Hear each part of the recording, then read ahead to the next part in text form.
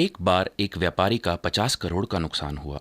इस नुकसान के सदमे से व्याकुल हुआ वह ऑफिस के पास एक पार्क में बैठा ही था कि एक बूढ़े बाबा की नज़र उस पर पड़ी।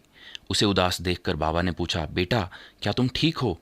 जिसका उत्तर उसने दिया कि नहीं बाबा, मेरे व्यापार को 50 करोड़ का नुकसान हुआ है। बाबा कुछ देर सोचे और बोले, तो अगर तुम्हें यह पैसा मिल जाए तो सब ठीक हो जाएगा, है ना?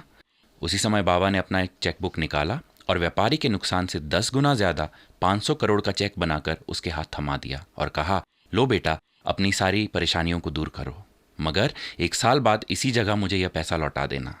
व्यापारी की आंखें चकाचौंध रह गई।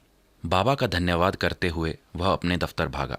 अपने कर्मचारियों को इकट्ठा करने के बाद बोला, आप सब तो जानते ही हैं कि हमारे व्यापार को बड़ा नुकसान हुआ है, मगर आप सब यह भी जान लें कि अभी मेरे पास 50 नहीं बल्कि 500 करोड़ का चेक है, मगर मैं इसका उपयोग नहीं करना चाहता।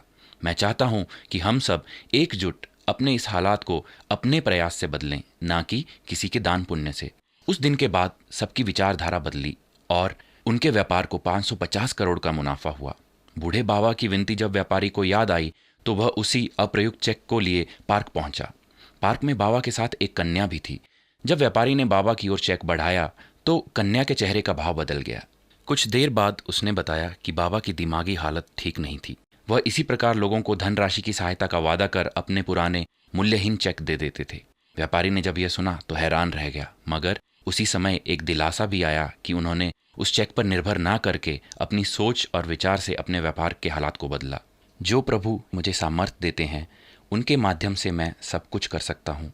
आप भी चाहें तो इस विश्वास को आजमा कर अपनी सोच विचार को बदल कर उन्नति का अनुभव कर सकते हैं।